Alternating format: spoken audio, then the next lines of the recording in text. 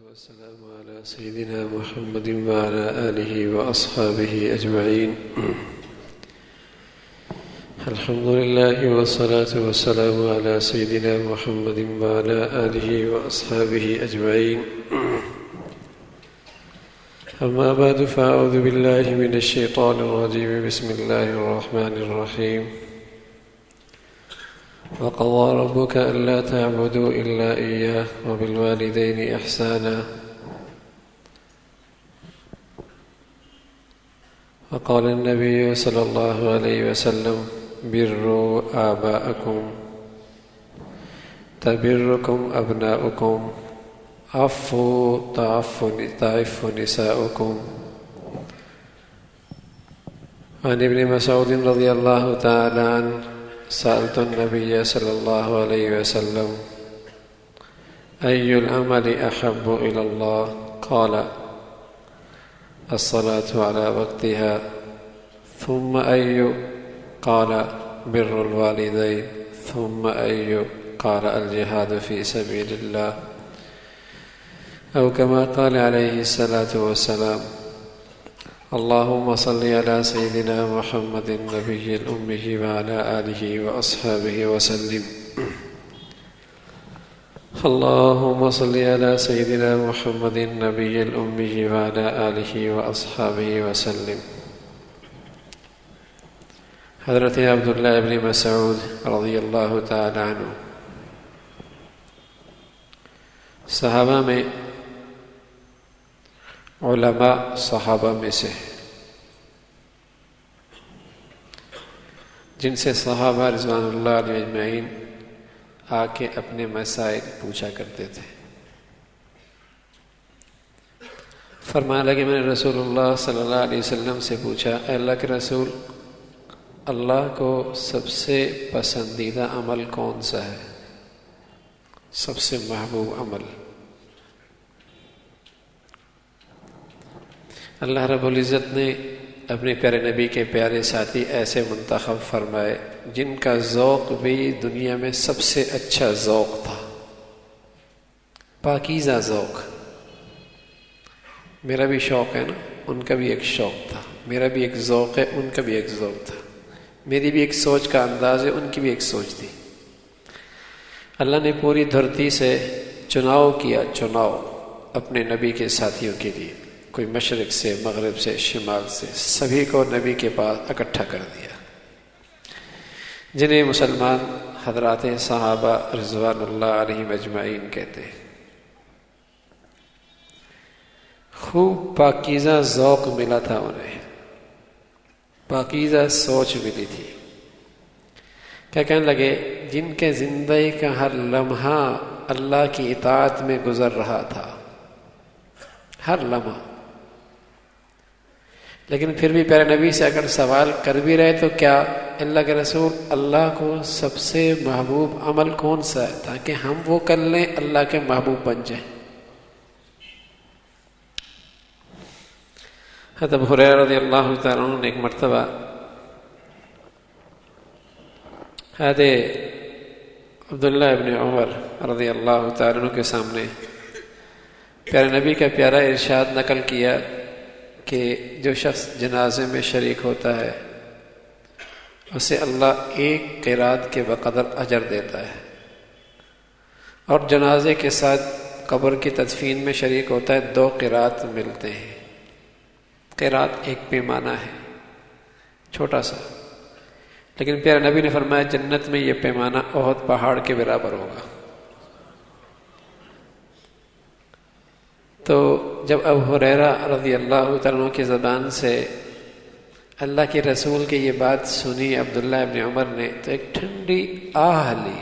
اوہو، پہلے کیوں نہیں پتا تھا، نہ جانے زندگی میں کتنے قیرات ضائع کر دیے.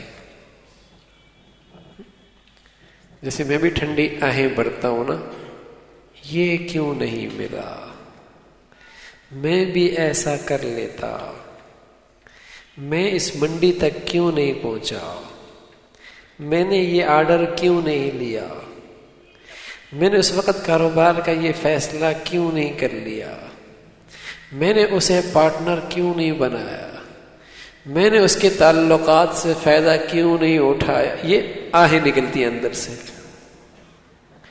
تو ہر ایک کا اپنا ذوق ہے، ان کا بھی بڑا پیارا ذوق تھا، تو آہیں لے رہے، نہ جانے زندگی میں کتنے قرات ضائع کر دی. تو نبی کی صحبت کی برکت سے بہت اچھا ذوق ملا تھا، اور آنے والے مسلمانوں پر بڑا احسان کر گئے یہ پیارے نبی کے پیارے صحابہ. حضور سے مختلف موقع پہ ایسی پیاری باتیں پوچھ گئے کہ آنے والوں کے لیے زندگی گزارنے کا سلیقہ ملتا چلا گیا کہ کیا ذوق ہونا چاہیے، کیا شوق ہونا چاہیے. تو حضور علیہ الصلوۃ والسلام نے فرمایا اللہ کے یہاں سب سے پیارا عمل، سب سے پیارا الصلاۃ علی وقتہا، نماز کو اپنے وقت پہ پڑھنا، نماز کو اپنے وقت پہ پڑھنا. میں اگلی بات کہنے جا رہا ہوں، لیکن اتنی بات بھی میرے عزیزو سوچ لیں کہ آج نمازیوں کے دلوں کے اندر بھی نماز کی قیمت اور عظمت نہیں رہی. نماز تو پڑھتا ہے، قیمت عظمت نہیں رہی، اس لیے اس کا اہتمام نہیں کر پاتا.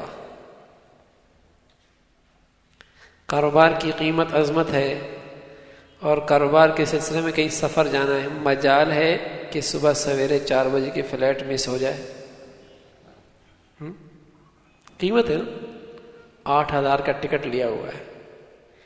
اتنی بھی قیمت نماز کی نہیں رہی کہ اسے صبح وہ اٹھا دے، اتنی بھی قیمت نہیں رہی کہ صبح اسے اس نماز کے لیے اٹھا دے. یہ قیمت نماز کی، کہتے آنکھ نہیں کھلتی.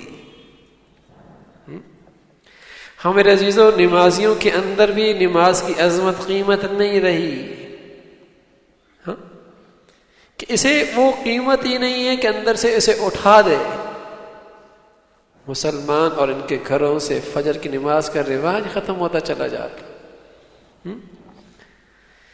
کیسا مسلمان ہے جو اپنی جوان اولاد کو صبح بستر پہ سوتے برداشت کر لیتا ہے، اور اس کے دل کے اندر درد نہیں اٹھا کہ یہ انگاروں پہ سو رہا ہے.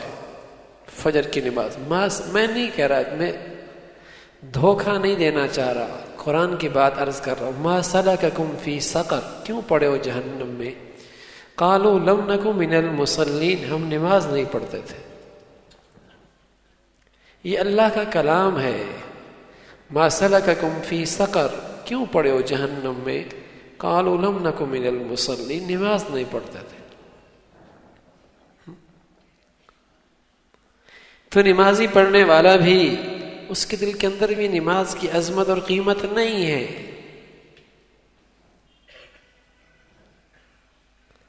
الذین هم عن صلاتهم ساہون، دیکھو ان نمازیوں کو جو اپنی نمازوں میں سستیاں کرتے ہیں. سست قیمت ہوتی تو نماز میں سستی نہیں ہوتی. جماعت رہ گئی، وقت چلا گیا، قضا ہو گئی، فجر چلی گئی، سفر میں گئی، جہاز میں ضائع کر دی. شادیوں پہ نماز کی قیمت کوئی نہیں. کیا مطلب؟ عظمت نہیں ہے نمازیوں کے دل کے اندر بھی نماز کی. اللہ کا رسول کہہ رہا نماز میں میری آنکھوں کی ٹھنڈک ہے. ہمیں بھی ٹھنڈک ملتی ہے کاروبار جب چلتا ہوا نظر آتا ہے. جب اولاد کی کاروبار چل رہا ہو اور باپ دیکھے کتنے لوگ آ رہے ہیں اور کتنے پیسہ اکٹھا، آنکھیں ٹھنڈی ہوتی نہیں ہوتی؟ ہوتی ہیں. اپنی جاگیر، زمین، فیکٹری آباد دیکھتی ہوئی آنکھیں ٹھنڈی ہوتی ہیں. تو ذوق کی بات ہے نا. نبی فرما رہا ہے میری آنکھیں تو نماز میں ٹھنڈی ہوتی ہیں. اتنی بڑی قیمت، اتنی بڑی عظمت وہ مل گئی. اگر نماز کی قیمت عظمت ہوگی تب ٹھنڈک ملے گی. اور جن چیزوں کی قیمت ہے ٹھنڈک ملتی ہے دیکھ کر، ٹھنڈک ملتی ہے. مہینے کے بعد جب پیسہ ہاتھ میں آتا ہے، یا سال کے بعد جب حساب ہوتا ہے اور لاکھوں میں، کتنا دل ٹھنڈا ہوتا ہے، دیکھنے کا دل کرتا ہے. قیمت جس کی ہوگی اسے دیکھ کر ٹھنڈ پیدا ہوتی ہے. تو وہاں نماز کی قیمت عظمت تھی. ہمارے بزرگوں میں حضرت مولانا رشید احمد گنگوئی رحمۃ اللہ علیہ دارالعلوم دیوبند میں تشریف فرما تھے. فرمایا حوض کے بعد حوض پہ وضو کرنے کے لیے گیا مغرب میں، ہجوم ہو گیا مصافحہ کرنے کے لیے. حضرت صف میں پہنچتے پہنچتے امام نے قرات شروع کر دی. نماز میں شریک ہو گئے، نماز مکمل ہو گئی تو افسردہ ایک طرف بیٹھی ہوئی. کسی نے کہا حضرت افسردہ خیریت ہے کیا پریشانی ہے؟ تو حضرت نے ٹھنڈی آہ لے کر فرمایا ہاں آج 23 سال کے بعد میری تکبیر اولیٰ رہ گئی ہے.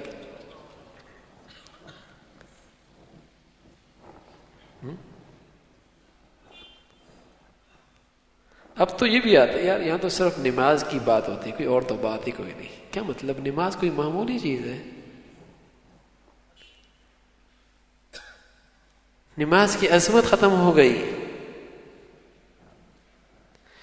ساری چیزیں اللہ کے نبی کو دنیا میں ملی، نماز کی عظمت سمجھائی. جب نماز کا وقت آیا تو اللہ نے اسے آسمانوں پہ بلایا، میں یہ تحفہ یہاں آ کے دوں گا،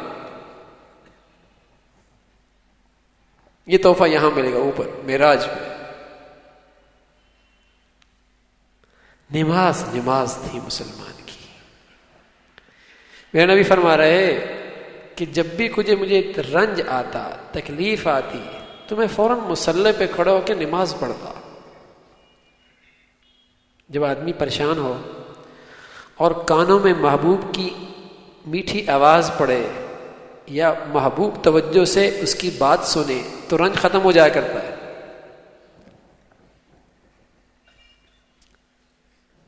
محبت محبوب اس کی آواز کانوں میں پڑ جائے محبت بھری، یا وہ میری بات توجہ سے سنے تو اندر کا رنج ختم ہو جاتا.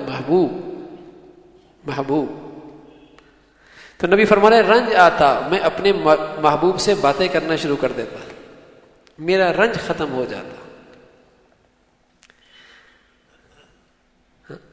اب آتی ہیں تکلیفیں اور صبح سے شام، شام سے صبح، تکلیف، رنج، پریشانیاں، بیٹا بیٹی، گھر کاروبار، نہ جانے کتنی پریشانیاں ہیں. مجالے کے خیال ہے کہ اللہ سے بات بھی کرنی ہے. نماز کی قیمت کوئی نہیں کہ یہ دولت کتنی بڑی ہے.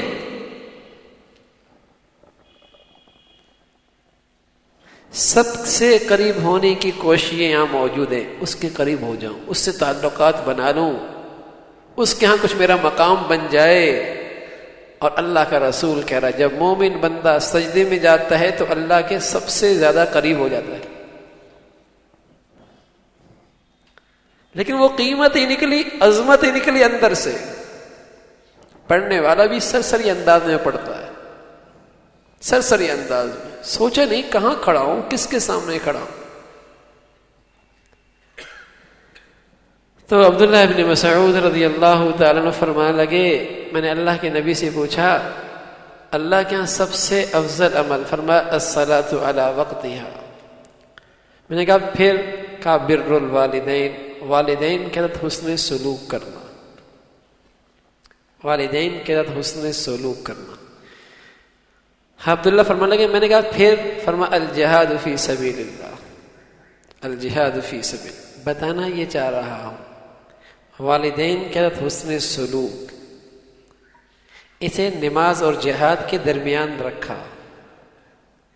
پیارا نبی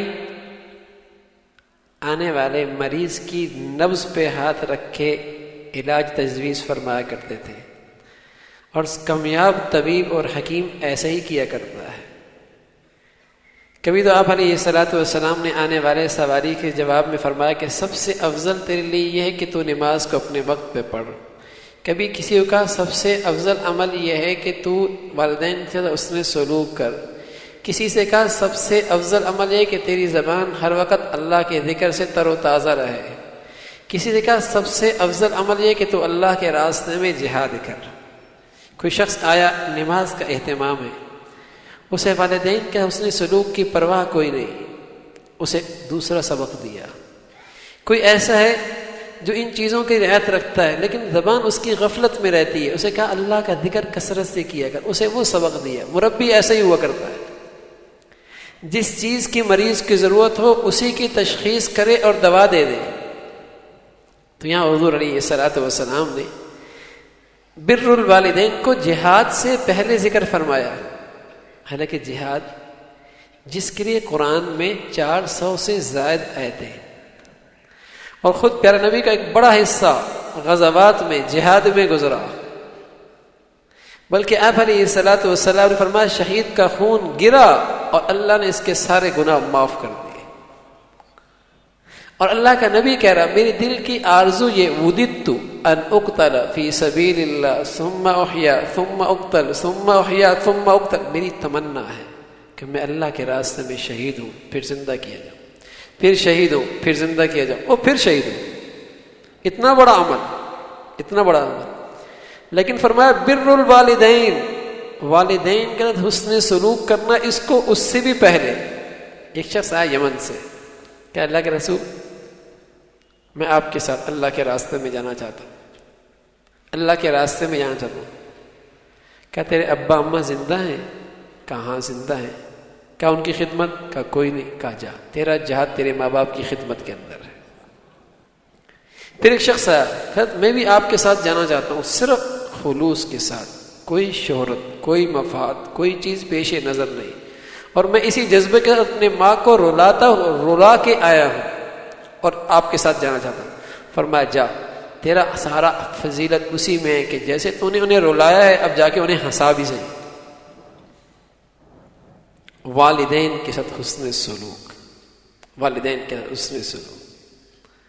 وَقَضَىٰ رَبُّكَ أَلَّا تَعْبُدُوا إِلَّا إِيَّاهُ، اللہ نے دو جگہ قرآن میں جہاں اپنا ذکر فرمایا وہاں والدین کا ذکر فرمایا۔ وَقَضَىٰ رَبُّكَ أَلَّا تَعْبُدُوا إِلَّا إِيَّاهُ وَبِالْوَالِدَيْنِ إِحْسَانًا أَنِ اشْكُرْ لِي وَلِوَالِدَيْكَ، میرا حق پورا کرنا، والدین کا بھی پورا کرنا، میرا بھی شکر بجا لانا، والدین کا بھی شکر بجا لانا، ساتھ ساتھ۔ بندوں پہ حقوق ہے نا، اللہ کے بھی اور مخلوق کی بھی، اور مخلوق میں سب سے زیادہ حق ماں باپ کے۔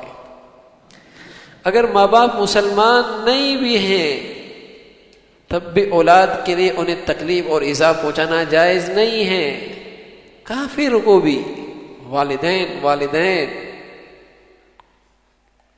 والدین۔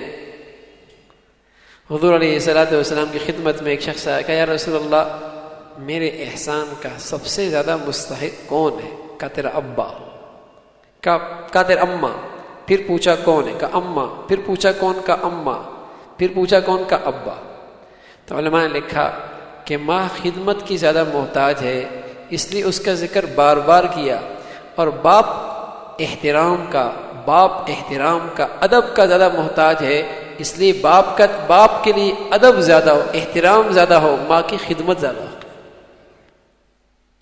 تو اللہ نے فرمایا لا تعبدوا الا اياه وبالوالدین احسانا، والدین کے ساتھ حسن سلوک کرنا، اور خصوصاً جب ابا اماں بوڑھے ہو جائیں تو ان کی ساری توانائی ان کی زبان پہ آ جاتی ہے، اب وہ بولتے ہیں چاہتے ہیں کہ سننے والا ہو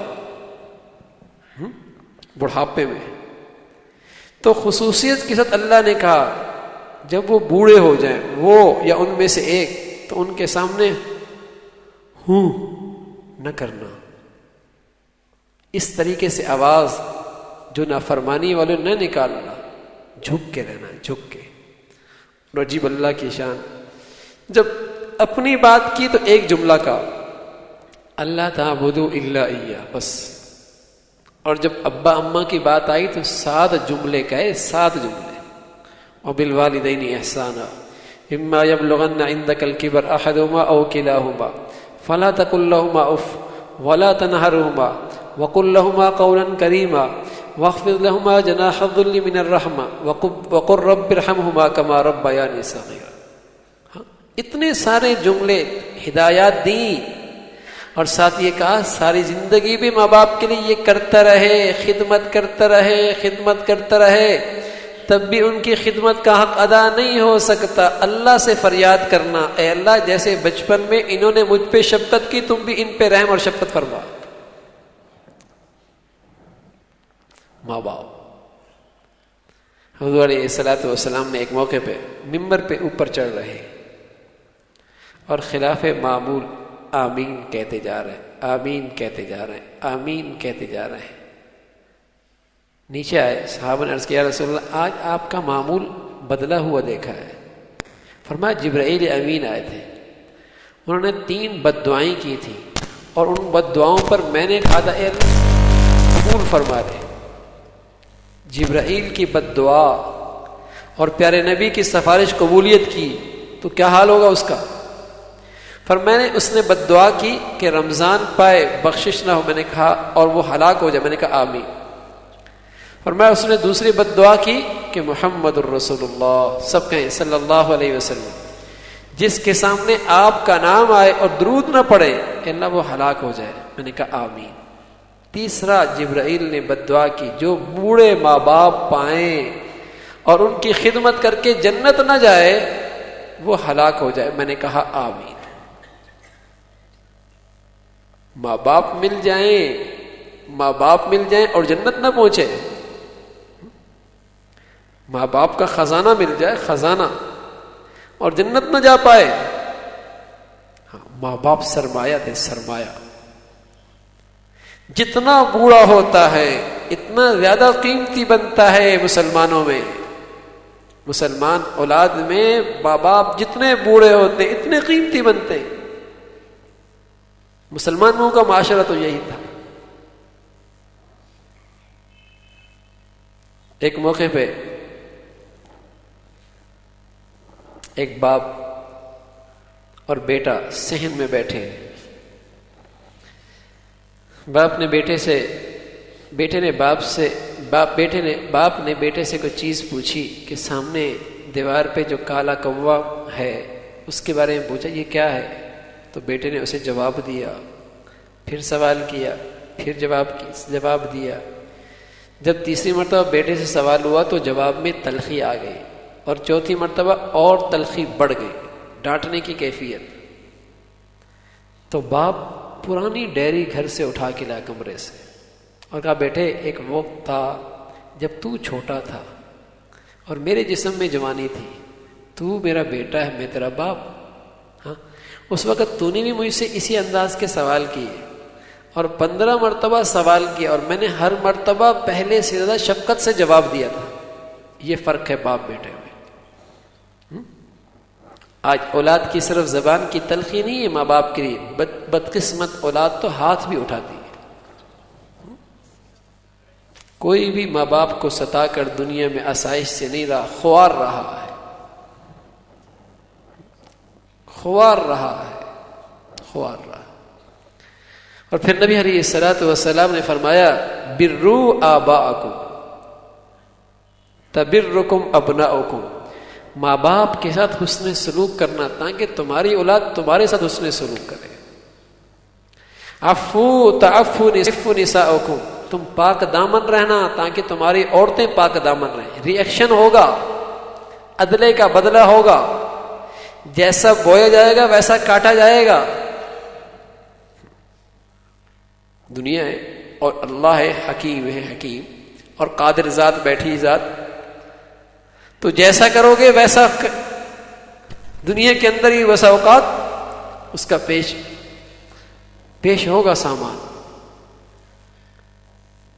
تو والدین کے ساتھ حسن سلوک کی اہمیت بتائی۔ اب علیہ الصلوۃ والسلام فرمایا کرتے اللہ کی رضا ماں باپ کی رضا کے اندر ہے، اللہ کی ناراضگی ماں باپ کی ناراضگی کے اندر۔ ہاں جائز کاموں میں اگر ماں باپ ناجائز کر رہا ہے اور اللہ نہ کرے کہ ناجائز کرے، لیکن اگر ایسا ہے ناجائز کہہ رہا ہے، گناہ کی بات کر رہا ہے، پھر تو اطاعت نہیں ہے، لیکن جائز کاموں میں اطاعت ہے، فرما برداری ہے۔ کوئی ناجائز کہہ رہا ہے، ناجائز نہیں ماننا، لیکن ادب پھر بھی کرنا ہے، احسان پھر بھی کرنا ہے، خدمت پھر بھی کرنی ہے۔ ماں باپ جو ہیں، عبداللہ ابن عمر رضی اللہ تعالیٰ عنہما کی خدمت میں ایک نوجوان آیا اور اپنی اماں کو کندھے پہ اٹھایا ہوا ہے،